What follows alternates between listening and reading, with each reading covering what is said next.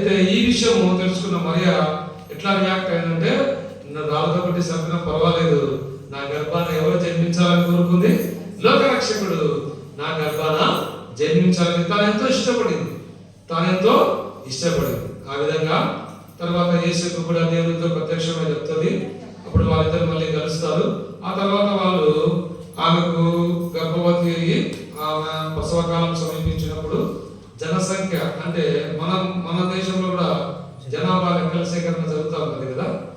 అట్లా వాళ్ళు ఆ యొక్క జనాభా లెక్కల్లో పేరు రాయించిన దాని కొరకు వాళ్ళు ఎక్కడికి పోతారంటే బెత్లెహేము పట్టణ. బెత్లెహేము చిన్న నగరం, అది ఆ ఊరికి పోతారు. ఎందుకు బెత్లెహేము పోతారు తెలుసా మీకు? ఎందుకు చెప్పండి? యేసేపు అదే. మరి ఎందుకు వచ్చాడు నజరేతుకు? ఎందుకు వచ్చాడు యేసేపు అంటే వాళ్ళ ఫోర్ ఫాదర్స్ వాళ్ళందరూ కూడా వడ్రంగి పని చేసేవాళ్ళు కదా. మనం కూడా మాది కూడా వేరే ఊరు అన్నమాట, తాడిపత్రి. అయితే మా ఫాదర్ వాళ్ళు సారా కాంట్రాక్టర్ల కోసం కడప జిల్లాకు వచ్చారు కదా. ఇప్పుడు నా సొంత స్థలం ఏంటంటే తాడిపత్రి. అట్లనే యేసేపు కూడా జనసంఖ్య రాయించుకోవడానికి బెత్లెహేముకు రావాలి. సరే, బెత్లెహేముకు వచ్చినాడు.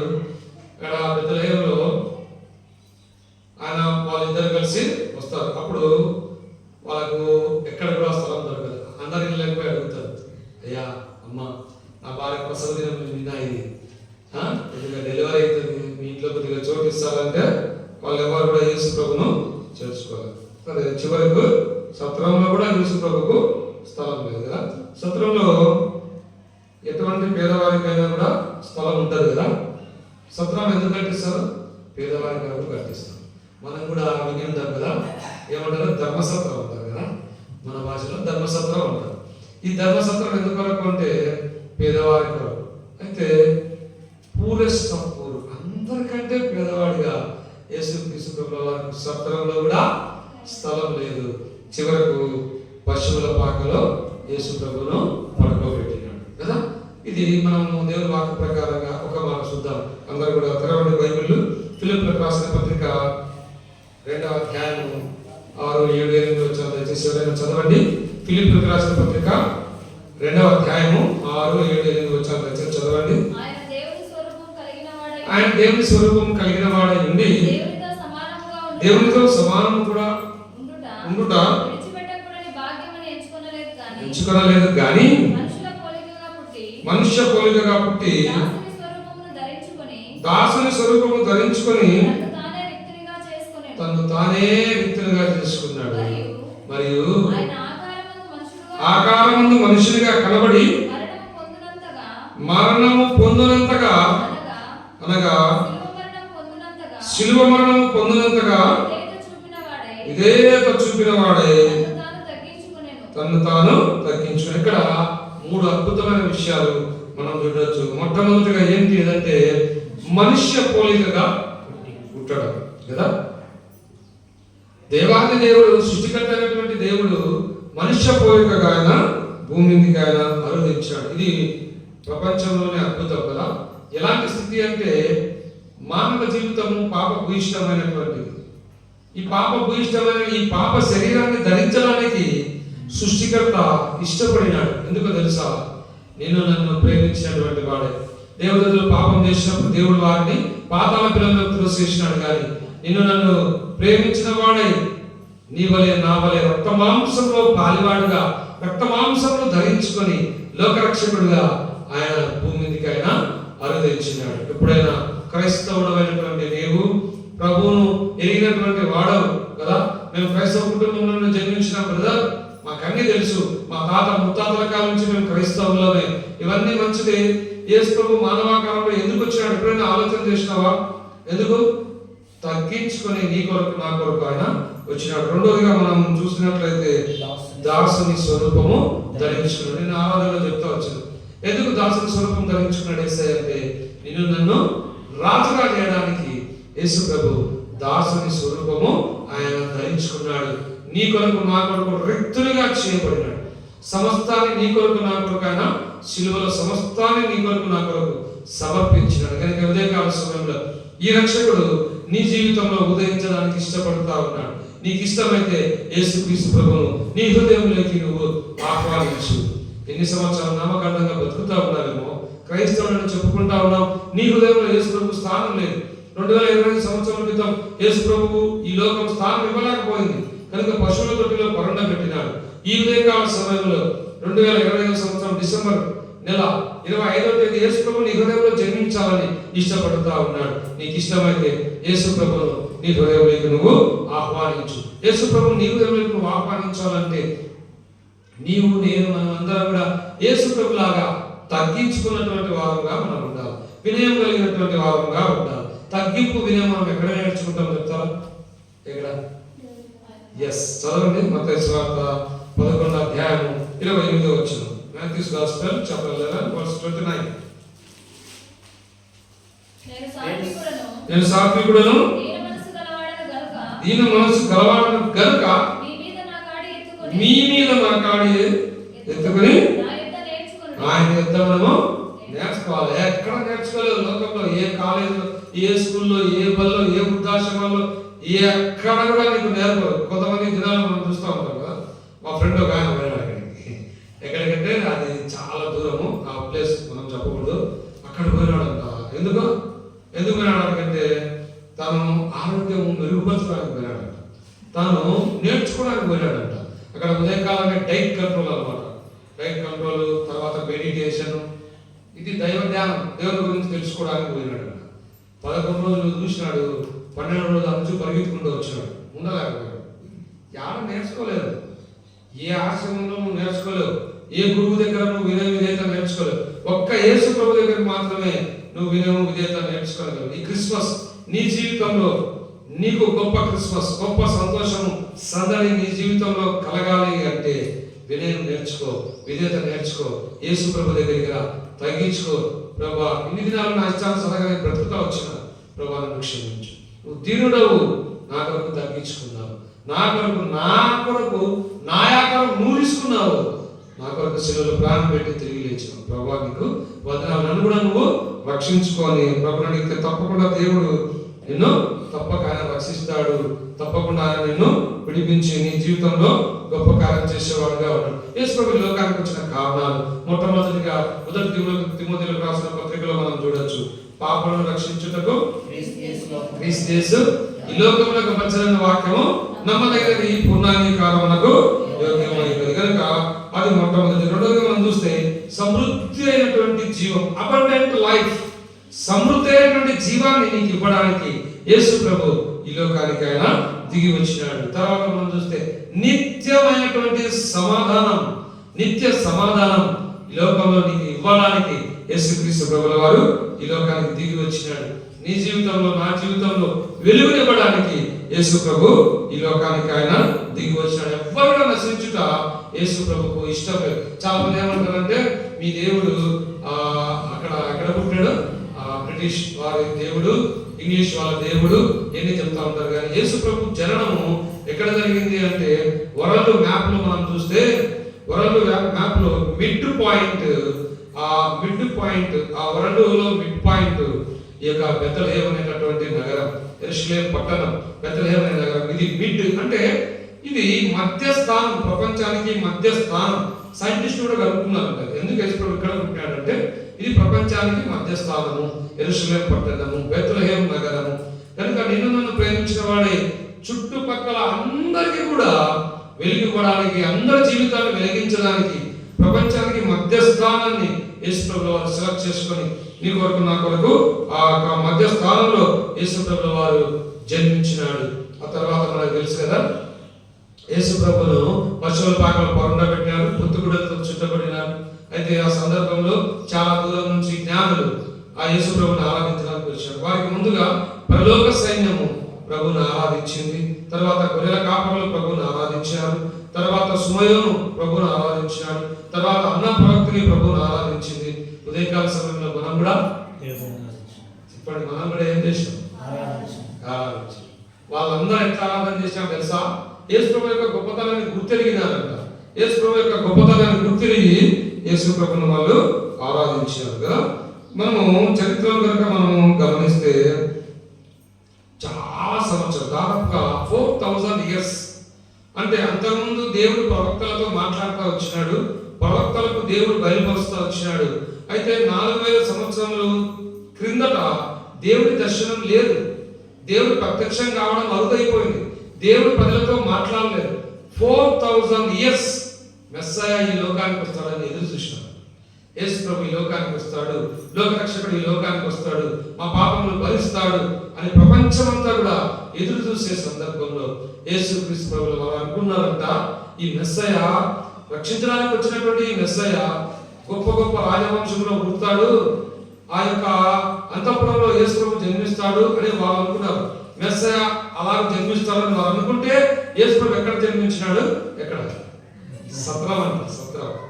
సత్రము దేవుని వాక్య ప్రకారంగా చూస్తే అది చాలా నిరుపేదలకు ఏర్పాటు చేయబడినటువంటి స్థలం. ఏం తక్కువ అండి? సృష్టికర్తకు తక్కువ?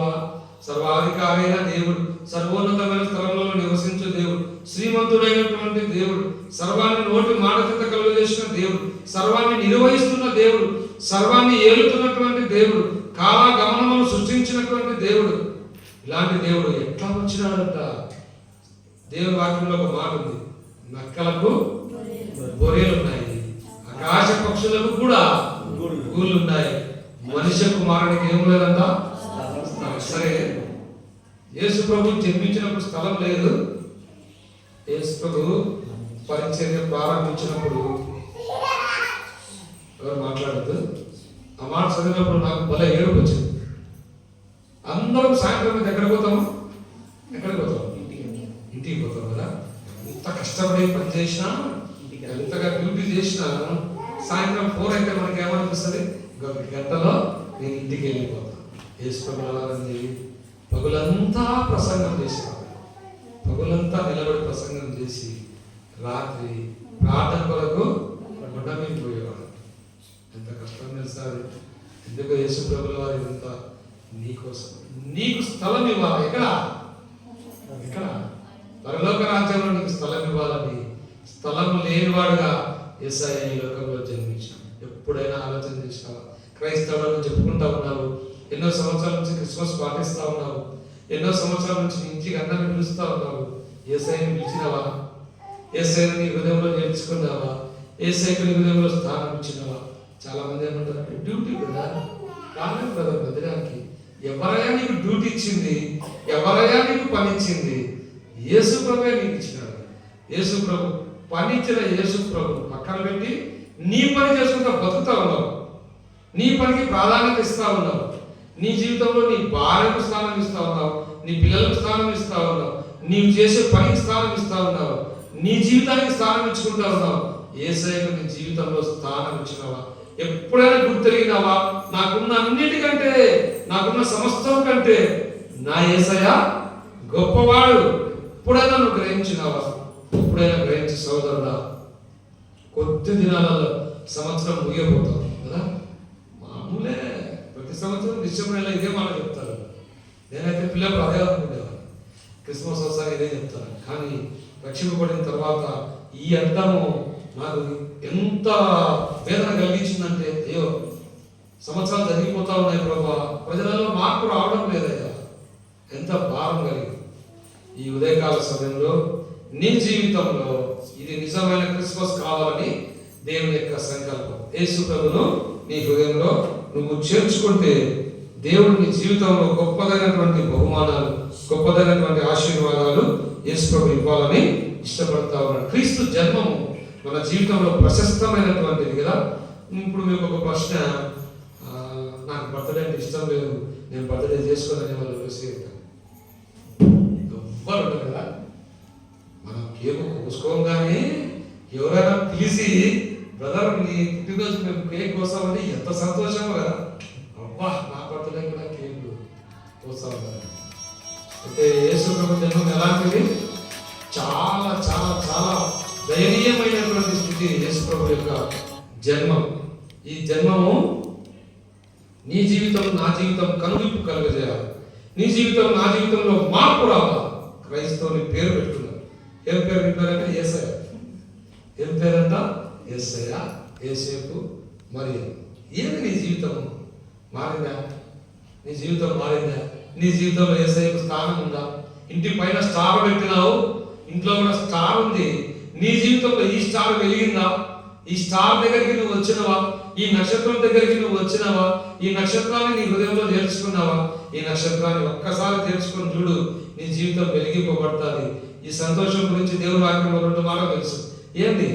మహా సంతోషం, గ్రేట్ జాయ్, మహా సంతోషం. రెండో సంతోషం అన్స్పీకబుల్ జాయ్, చెప్పనశక్యము మహిమాయుతమైన సంతోషం. ఈ సంతోషం నువ్వు పొందుతావు. ఈ దినాల్లో మీకు తెలిసిన లేదో చాలా మంది ధనవంతులతో మాట్లాడితే వాళ్ళు ఏమంటారు తెలుసా? అన్నీ ఉన్నాయి ప్రకాశ్ గారు, ఏముంది, తింటున్నాము, పడుకుంటాము, లేస్తాము, కాబట్టి ఎంత ఉంది, కాబట్టి ఎంత ఉంది. ఏం లేదు, మాకు సంతోషం లేదు. ఒక మాట చెప్తా వినండి, సంతోషము సమాధానము ఎక్కడ దొరుకుతాయంటే ఒక యేసు ప్రభు దగ్గర. డబ్బుంటే సమాధానం సంతోషం ఉంటుందని పేదవాళ్ళు అనుకుంటూ ఉంటారు. అంటే మనం కూడా చాలాసార్లు అనుకుంటాము. ఒకటి ఆలోచన చేయండి, డబ్బుతో కొనేదైతే ఈ డబ్బులు పెట్టి వాళ్ళు ఎప్పుడో సంతోషం కొనేవాళ్ళు, అవునా కాదా? ఎప్పుడో సమాధానం కొనేవాళ్ళు. దొరకదు. ఒక్క యేసయ్య మాత్రమే మన జీవితంలో శాంతిని ఇచ్చేవాడు, సమాధానం ఇచ్చేవాడు. నీకు ఉదయకాల సమయంలో శాంతిని కావాలంటే యేసు ప్రభు చెంతగా ఆయన శాంతి ఇచ్చే శాంతి ఎలాంటిదంట? లోకం ఇచ్చినట్లుగా నేను మత్తయి సువార్త 14:20 నా శాంతిని మీకు అనుగ్రహించి వెళ్ళుచున్నాను, లోకం ఇచ్చినట్లుగా నేను మీకు అనుగ్రహించలేదు, మీ హృదయములను కలవరపడనీయకుడి. ఇది క్రిస్మస్ సందేశం. నీ యొక్క హృదయాన్ని నువ్వు కలవరపడనీయకు. యేసు ప్రభు నీకు శాంతిని ఇవ్వాలని ఇష్టపడతా ఉన్నాడు, నీకు సమాధానం ఇవ్వాలని ఇష్టపడుతున్నాడు. కనుక నీకు ఇష్టమైతే యేసు ప్రభును నీ హృదయంలో నువ్వు చేర్చు. ఇది యేసు క్రీస్తు ప్రభుల వారి యొక్క జననం. అద్భుతం. ప్రపంచ చరిత్రలోనే ఇది అద్భుతం. ఎందుకంటే యేసు ప్రభు చరిత్రకారుడు, యేసు ప్రభు చరిత్రను సృష్టించిన వాడు, యేసు ప్రభుల వారు శక పురుషుడు. ఎందుకో తెలుసా? చరిత్రను 2 భాగాలుగా యేసు ప్రభుల వారు విభజించాడు, క్రీస్తు శకము, క్రీస్తు పూర్వం. కనుక యేసు ప్రభు రాకపోతే ఏం లేదు, చరిత్ర లేదు. ఇంకా చెప్పండి, యేసు ప్రభు రాకపోతే క్యాలెండర్ లేదు, యేసు ప్రభు రాకపోతే క్యాలెండర్ లేదు. క్యాలెండర్ లేదనుకో ఏం లేదు, నీ డేట్ ఆఫ్ బర్త్ కూడా లేదు, నీ డేట్ ఆఫ్ బర్త్ లేదు, నీ పుట్టినరోజు లేదు, క్యాలెండర్ లేదు, కాలగమనాలు లేవు. ఎక్కడ స్ట్రక్. ఇప్పుడు ఈ రోజు యేసుక్రీస్తు ప్రభు వారు ఇంతగా వ్యతిరేకిస్తున్న ఈ లోకమంతా కూడా యేసు ప్రభు calendar, world wide calendar. Calendar లేకుండా ప్రపంచంలో ఏ దేశం కూడా ఉండదు. వరల్డ్ వైడ్ క్యాలెండర్ కదా. ప్రపంచానికి, ఈ ప్రపంచంలో మన భారతదేశంలో యేసు ప్రభు గురించి ఇంతగా విమర్శలు చేస్తా ఉన్నారు. ఎందుకు వాళ్ళు క్యాలెండర్ లేకుండా వాళ్ళు బతకలేదు. వాళ్ళు కూడా క్యాలెండర్ పాటించాల్సిందే. అంటే నువ్వు నమ్మినా నమ్మకపోయినా యేసు ప్రభు భూమికి రావడం నిజం, యేసు ప్రభు సిలువలో మరణించి తిరిగి లేవడం నిజం. అది చరిత్ర చెప్తా ఉంది. ఆ గవర్నమెంట్ రికార్డ్స్ లో కూడా రాయబడింది. కనుక ఉదయకాల సమయంలో దీన్ని నువ్వు అంగీకరించాల్సిందే. ప్రతి ఒక్కరు కూడా దీన్ని అంగీకరించాల్సిందే. ఇది నో అని చెప్పడానికి ఎక్కడ కూడా లేదు. ఇన్ని తెలిసినా నీవు యేసు ప్రభు హృదయంలో తెలుసుకోకుండా ఇక్కడ నుండి నువ్వు వెళ్ళద్దు.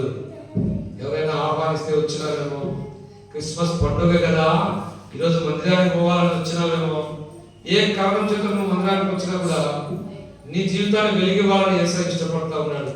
నీ జీవితంలో సమాధానం ఇవ్వాలని యేసు ప్రభు ఇష్టపడతా ఉన్నాడు. యేసు ప్రభు చెంతగా సోదరి సోదరులారా, ఈ లోకంలో నిన్ను రక్షించే వాళ్ళు ఎవ్వరు కూడా లేరు. ఇప్పుడు మనం చదువుకున్నాం, ఇంకొకసారి చదువుతాం అన్నమాట. 1 తిమోతీయులకు రాసిన పత్రిక 3వ అధ్యాయం 16వ వచనం చదవండి ఎవరైనా. నిరాక్షేపముగా దైవభక్తిని గూర్చిన మర్మము గొప్పదై ఉన్నది. ఆయన సశరీరుడుగా ప్రత్యక్షుడాయెను, ఆత్మ విషయమున నీతిపరుడని తీర్పునందెను, దేవదూతలకు కనబడెను, రక్షకుడని జనములలో ప్రకటింపబడెను, లోకమందు నమ్మబడెను, ఆరోహణుడై తేజోమయుడాయెను. ఎంత మంచి మాట.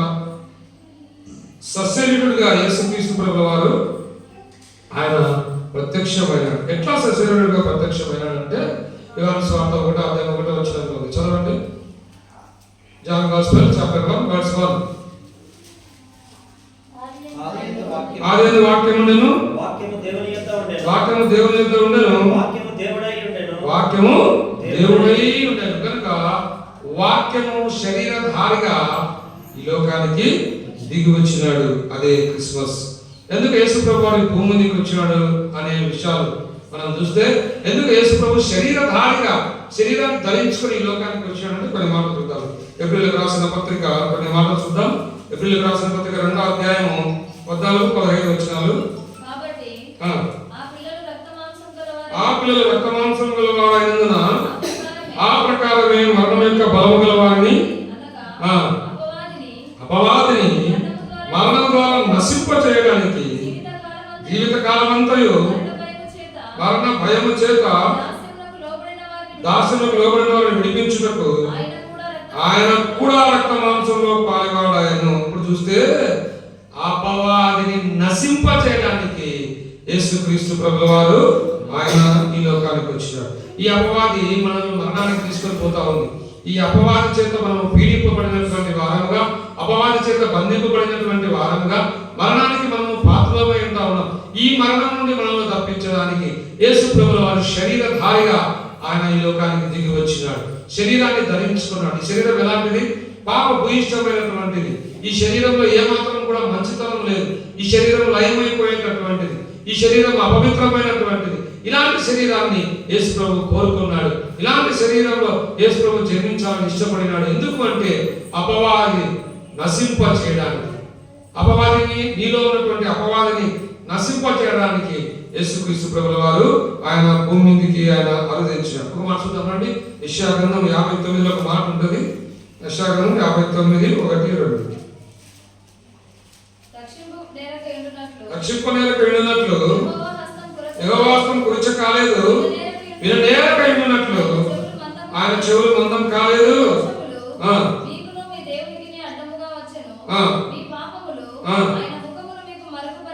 మన పాపాలు ముఖాన్ని మరుగుపరిచినాయంట. అందుకొరకే ఆయన మన మనవి ఆలకింపబడ్డాడు. కనుక మీ దోషములు మీకును దేవునికి అడ్డంగా వచ్చును, మీ పాపములు ఆయన ముఖమును మీకు మరుగుపరిచినాయి. ఆయన చూడలేకపోతా ఉన్నాం మన పాపాన్ని బట్టి. అందుకొరకు లోకరక్షకుడు యేసుక్రీస్తు ప్రభువు వారు నీ కొరకు నా కొరకు నీ వలె నా వలె ఈ లోకానికి దిగి వచ్చినాడు. అపవాది క్రియలు ఆయన లయపరిచినాడు. నీకు నాకు అడ్డంగా ఉన్నటువంటి గోడను యేసు ప్రభువు వారు శిలువ సంధి చేత ఆయన కొట్టివేసినాడు. ఉభయులను ఏకం చేసినాడు. ఈ ఉదయకాల సమయంలో ఎంతకాలం అపవాది ఆధీనంలో బ్రతుకుతావు? ఎంతకాలం అపవాది ఆ యొక్క చేతిలో నువ్వు జీవిస్తావు? ఈ యొక్క ఉదయకాల సమయంలో ఈ క్రిస్మస్ సందర్భంగా ఆ అపవాది నుంచి నువ్వు బయటికి రా. సాధారణ బంధకం నుంచి నువ్వు బయటికి రా. ఇంకో మాట చూద్దాం రండి. ఇది కూడా చాలా బాగుంటుంది. 1 యోహాను 3:8. 1 యోహాను 3:8.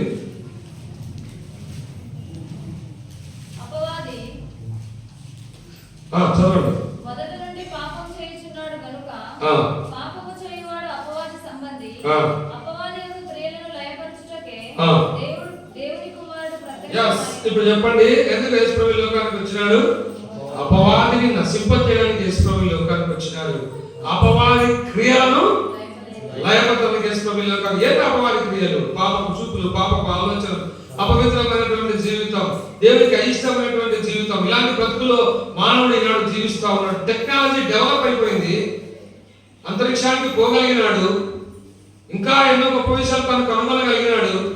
పాపం నుంచి బయటపడేటటువంటి మార్గం యేసు ప్రభు మార్గం అని మానవుడు గుర్తిరగలేకపోతాడు. దౌర్భాగ్యకరమైనటువంటి పరిస్థితి. ఈ ఈ ఈ దినాల్లో ఒక ఐఏఎస్, ఒక ఐపీఎస్, ఒక ఐఎఫ్ఎస్, ఒక ఐఆర్ఎస్ అంత ఉన్నతమైన చదువులు చదివిన వారైనప్పటికీ జీవ మార్గాన్ని వాళ్ళు కనుగొనలేకపోతా ఉన్నారు. అపవాది యొక్క క్రియలు జరిగిస్తూ లోకాన్ని వదిలిపెట్టి వెళ్ళిపోతా ఉన్నారు. మాట వింటున్న సోదరిస్తారు. దేవుడు నీకు గొప్ప అవకాశం ఇచ్చినాడు. ఎవరికి లేని ఆధిక్యత దేవుడికి అనుగ్రహించినాడు. అపవాది క్రియలు లయపడడానికి యేసు ప్రభు లోకానికి వచ్చినాడు. అపవాదిని నశింపడానికి యేసు ప్రభు లోకానికి వచ్చినాడు. అపవాది అధీనం నుంచి నువ్వు బయటకు రా. అపవాది క్రియలు చేయకుండా అపవాది యొక్క స్వాధీనంలో నుంచి నువ్వు బయటకు వచ్చినట్లయితే దేవుడు నిన్ను ఏం చేయాలనుకుంటా ఉన్నాడు? రాజుగా నిన్ను చేయాలనుకుంటా ఉన్నాడు. నీకు ఇష్టమైతే యేసు ప్రభు చెంత. ఒక మనం చూద్దాం రండి. ఎఫెసీయులకు రాసిన పత్రిక 2వ అధ్యాయము, ఎఫెసీయులకు రాసిన పత్రిక 2వ అధ్యాయము 15-16 దయచేసి చదవండి. ఇప్పుడు సంధి చేయుచు ఆ.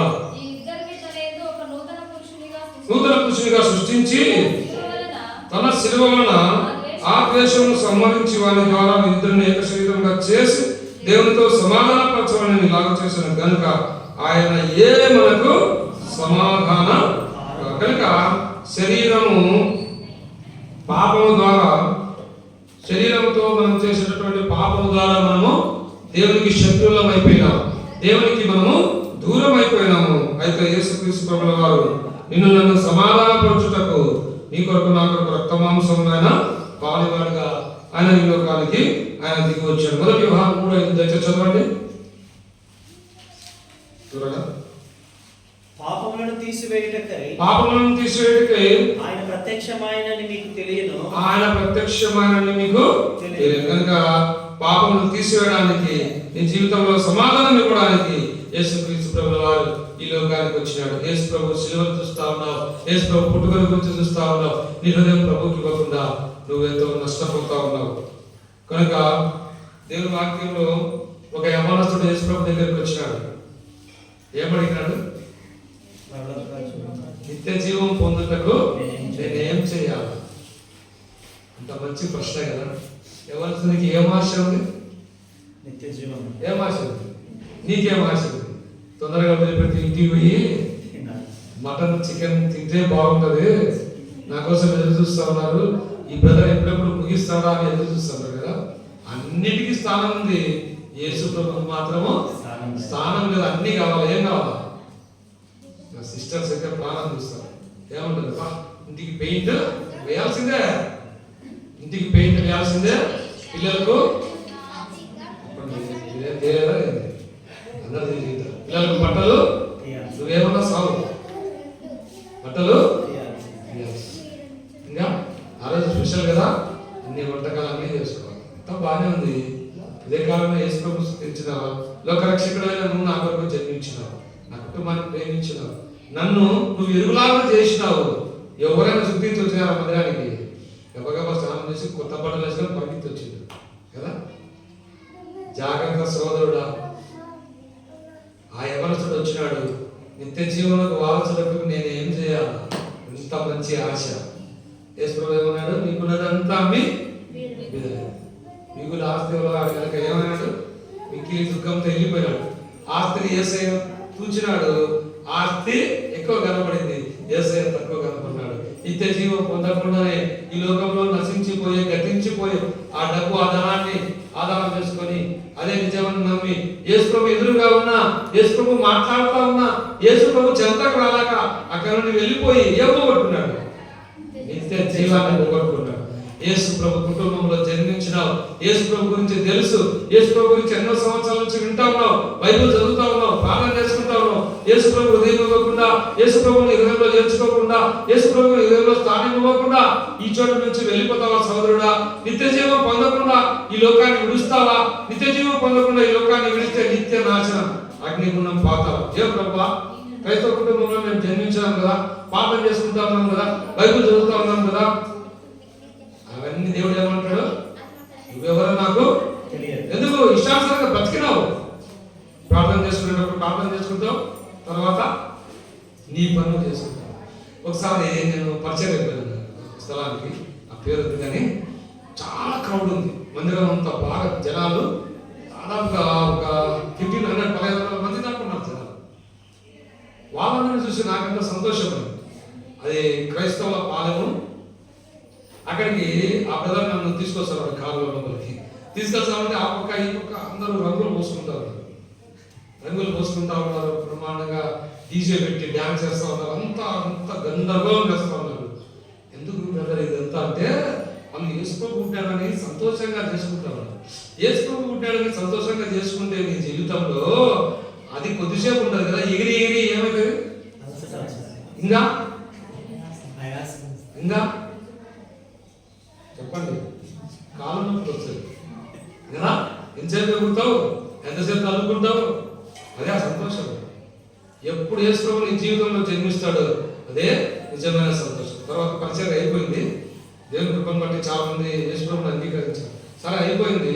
ఆ బ్రదర్ ఏమన్నా మనం ఈరోజు స్వార్థ కదన్నా, ఇది మంచి టైం అన్నా, క్రైస్తవ పరంలో కొడదామన్నాను.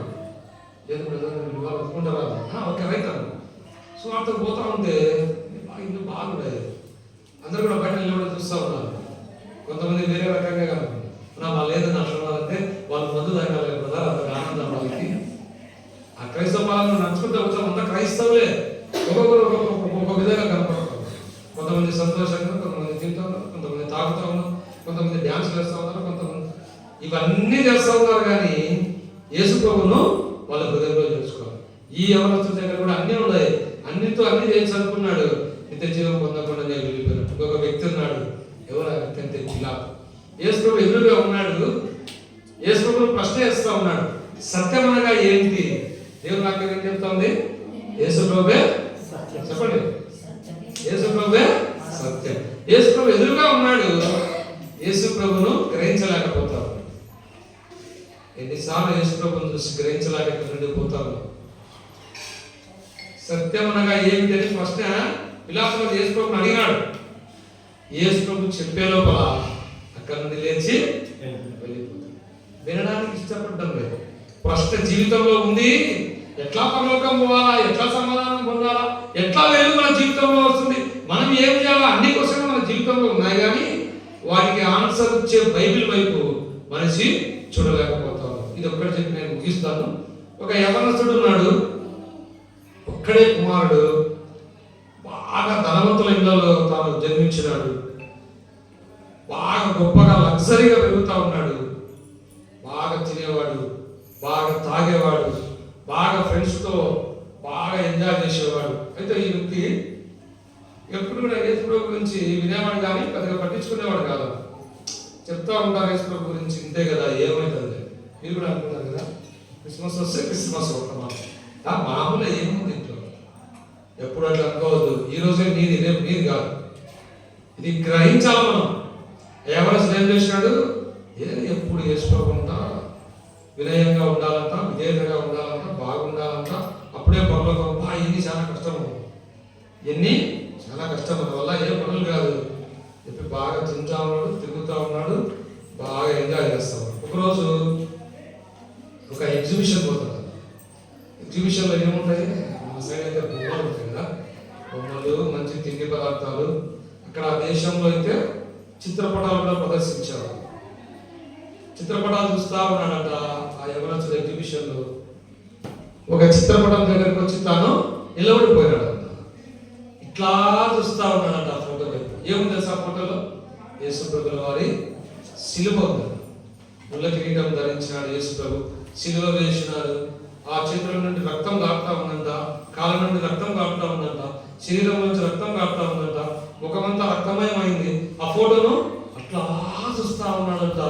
చూస్తా చూస్తా పై నుంచి కిందికి అట్లా అట్లా అట్లా వచ్చినప్పుడు కింద కొన్ని మాటలు రాశారు. ఏం రాశారంటే, నీ కొరకు నేను ఇదంతా చేసిన, నువ్వు నాకు ఏమి ఇవ్వగలవు అని కింద రాశారు. ఆ మాటలు ఆ యవనస్తుని తాకినాయి. అవును కదా, నా కొరకు యేసయ్య ఇంతగా సమర్పించుకున్నాడు, నా కొరకు యేసయ్య ఇంతగా శిలువలో చనిపోయినాడు, నేను ఏమి ఇవ్వగలను? యేసు ప్రభు తన హృదయాన్ని మార్చుకున్నాడు. యేసు తను పశ్చాత్తాపం పొందాడు. ఎన్నిసార్లు యేసు ప్రభుని చూసావు, ఎన్నిసార్లు యేసు ప్రభు మాటలు విన్నావు, ఎన్ని వర్తమానాలు విన్నావు. టీవీ ఆన్ చేస్తే 24 hours 365 days ఎనీ టైం యేసు ప్రభు గురించి స్వార్థ వస్తూ ఉంది. యూట్యూబ్ ఛానల్, ఇన్స్టాగ్రామ్, వాట్సాప్, ప్రతి ఒక్క దాంట్లో కూడా యేసు ప్రభు గురించి మారుపురోగిపోతావు. ప్రపంచం అంతా దద్దరిల్లే విధంగా మారుపురోగిపోతావు. ప్రపంచంలో ఎవ్వరు కూడా యేసు ప్రభు నాకు తెలియదు అని చెప్పడానికి వీలు లేకుండా దేవుడు ఏర్పాటు చేసినాడు. అన్ని సదుపాయాలు ఉన్నప్పటికీ కూడా మానవుడు యేసు ప్రభు చెంతకు రాలేకపోతా ఉన్నాడు. కులము, మతము వాటిని పట్టుకొని వేలాడుతూ ఉన్నారు. మతము మానవుని మధ్యలో నుండి వచ్చింది. మతము మానవుని మధ్యలో నుండి వచ్చింది. జాగ్రత్తగా వినండి. మతం నిన్ను పరలోకం చేర్చలేదు. ఏ మానవుడు నిన్ను పరలోకం చేర్చలేడు. యేసు ప్రభు వారు మాత్రమే నీకు పరలోకం ఇవ్వగలడు. యేసు ప్రభు వారు మాత్రమే నీ జీవితాన్ని పరిశుద్ధపరచగలడు. కనుక ఈ యొక్క ఉదయకాల సమయంలో యేసు ప్రభు నిన్ను ప్రేమిస్తా ఉన్నాడు. యేసు ప్రభు నీ హృదయంలో జన్మించాలని యేసు ప్రభు ఇష్టపడతా ఉన్నాడు. కనుక ఆలస్యం చేయకుండా యేసు ప్రభు చెంతకు వచ్చినట్లయితే యేసుక్రీస్తు ప్రభుల వారు అద్భుతమైనటువంటి విధానంలో నిన్ను దీవిస్తాడు. అద్భుతమైన విధానంలో యేసు ప్రభు నిన్ను ఆశీర్వదిస్తాడు. కనుక యేసు ప్రభును ఈ హృదయంలో ఎప్పుడు చేర్చుకుంటావో అదే నిజమైనటువంటి క్రిస్మస్. నీ జీవితం గడ్డి పువ్వు లాంటిది, నువ్వు గ్రహించాలి. దేవుని వాక్యం చెప్తా ఉంది, మానవ జీవితం గడ్డి పువ్వు వంటిది, ఆవిరి వంటిది, పిసిరి వెళ్ళి తిరిగి కానీ గాలి వంటిది, నేత కానీ దోనె వంటిది. ఎప్పుడు ఎక్కడ ఎలా నీ జీవితం ముగిసిపోతుందో ఎవ్వరూ చెప్పలేము సోదరుడా.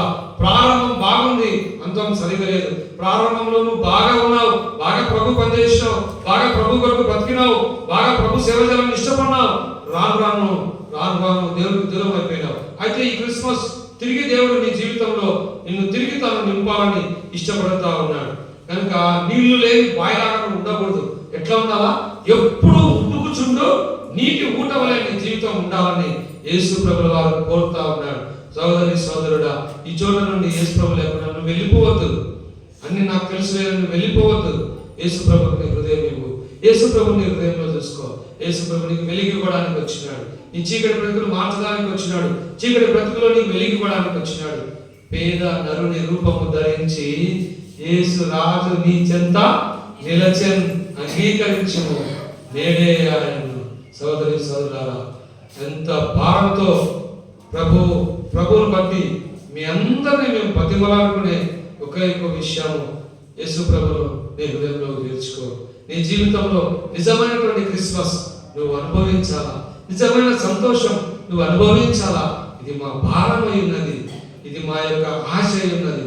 కనుక మీరందరూ కూడా యేసు ప్రభును హృదయంలో చేర్చుకోండి. యేసు ప్రభు జననం, యేసు ప్రభు మరణం, యేసు ప్రభు జీవితం మనకెంతో ఆశీర్వాదకరం, మనకెంతో ఆనందకరం. కనుక ఈ సంతోషకరమైన ఈ సమయంలో విచారంతో నువ్వు వెళ్ళిపోతూ, లోపల సమస్య పెట్టుకుని ఇక్కడ నుండి వెళ్ళిపోవద్దు. నీ సమస్యకు పరిష్కారం ఇక్కడే. నీ సమస్యకు పరిష్కారం యేసు ప్రభువే. యేసు ప్రభు చెంతకు రా. నీ సమస్య ఎలాంటిదైనా సరే, నీ పరిస్థితి ఎలాంటిదైనా సరే యేసు ప్రభు పరిష్కరిస్తాడు. యేసు ప్రభు నీకు త్రోవ చూపుతాడు. యేసు ప్రభు నీకు నడిపిస్తాడు. యెషయా 7:14 ఇమ్మానుయేలు దేవుడిగా నీ జీవితాంతము నీకు తోడుగా ఆయన ఉండాలని ఇష్టపడతావు. నీకు ఇష్టమైతే యేసు ప్రభు చెంతకు రా. అందరూ కూడా మోకరిద్దాం. అందరూ కూడా మోకరించండి. చాలా గంభీరమైనటువంటి సమయం, చాలా గంభీరమైనటువంటి సమయం. అందరూ కూడా మోకరించండి. చిన్న పిల్లలు, యవ్వనస్తులు, పెద్దలు, లోపల ఉన్నవారు, బయట ఉన్నవారు అందరూ కూడా మోకరించాలి. ఇది చాలా ప్రశస్తమైనటువంటి సమయం. యేసు ప్రభు మనకు మంచి తరుణం ఇస్తా ఉన్నాడు. ఇంకా ఎవరైనా యేసు ప్రభువుని అంగీకరించకుండా ఉన్నారా? ఇంకా ఎవరైనా నామకార్థంగా బ్రతుకుతా ఉన్నారా? దేవుని వాక్యం వింటున్నారు, దేవుని గురించి తెలుసుకుంటా ఉన్నారు, యేసు ప్రభు ఉదయం ఇవ్వకుండా సంవత్సరాలు జరుగుతూ ఉన్నాయి, ఇలా వెళ్ళిపోతా ఉంటే దేవుడు నీకు తరుణం ఇస్తా ఉన్నాడు. సోదరి సోదరులారా, ప్రార్థన చేసుకున్న మనసులో ప్రార్థన చేసుకోండి.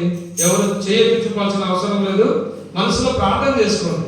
అయ్యా యేసు ప్రభువా, నా కొరకు నువ్వు పశువుల పాకలు తీరుడు తగ్గించుకున్నావు. ఎంత గొప్ప దేవుడు అయ్యా, నీకు వందనాలు.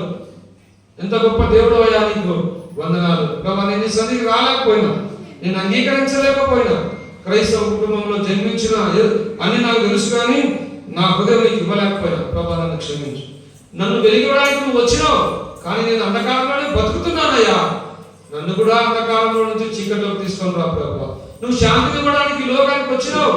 నేను విన్నా, నా జీవితంలో శాంతి లేదయ్యా, సమాధానం లేదయ్యా, కొరత కలిగి ఉన్నా, అక్కడ కలిగి ఉన్నా, అవసరత కలిగి ఉన్నా, చింత కలిగి ఉన్నా. ప్రభా నన్ను క్షమించు. నా హృదయంలోకి రాయేసయ్యా, నాకు కూడా సమాధానమే ప్రభా. నా భారం భరించడానికి నువ్వు ఈ లోకానికి వచ్చినావు. అయితే నా భారాన్ని నేనే భరిస్తున్నా, కృంగిపోతా ఉన్నా, లేవలేకపోతా ఉన్నా. ఈ క్రిస్మస్ ప్రభా నా జీవితం దగ్గర నా భారం భరించదేవా, నన్ను నడిపించు. నాకు ఇమ్మానుయేలు దేవుడుగా ప్రభా నాతో మాట్లాడు. మనసులో ప్రార్థన చేసుకోండి. అద్భుతంగా యేసుక్రీస్తు ప్రభుల వారు పాపమంతా కూడా క్షమిస్తాడు.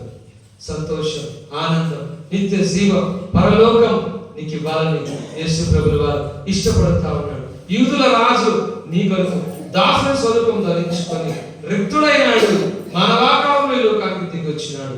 నిన్ను రాజుగా చేయాలి. ఎంతకాలం దాస్యంలో ఉంటావు సోదరుడా? ఎంతకాలం పాప దాస్యం నుంచి విడిపింపబడలేకపోతున్నావు? మధ్యాహ్న కాల సమయంలో యేసు ప్రభు చెంతగా యేసు ప్రభు నిన్ను ప్రేమిస్తావు. కళ్ళు మూసుకొని అందరూ కూడా ఎవరు కళ్ళు తెరవద్దు. కళ్ళు మూసుకొని మనసులో ప్రార్థన చేసుకోండి. తీర్మానం చేసుకున్నటువంటి వాళ్ళు ప్రార్థన చేసుకోండి.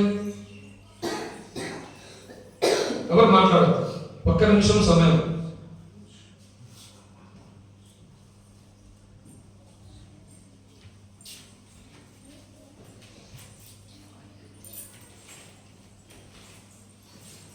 ఎవ్వరు మాట్లాడదు. ప్రెషస్ టైం, ప్రశస్తమైన సమయం. యేసు ప్రభు లేకుండా ఇక్కడ నుండి వెళ్ళదు సోదరుడా, సహోదరి.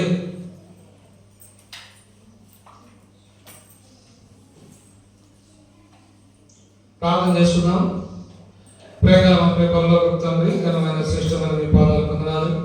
వర్తమానం ద్వారా, క్రిస్మస్ సందేశం ద్వారా మీ పెద్దలతో మీరు మాట్లాడినందుకు మీకు ఎంతో వందనాలు.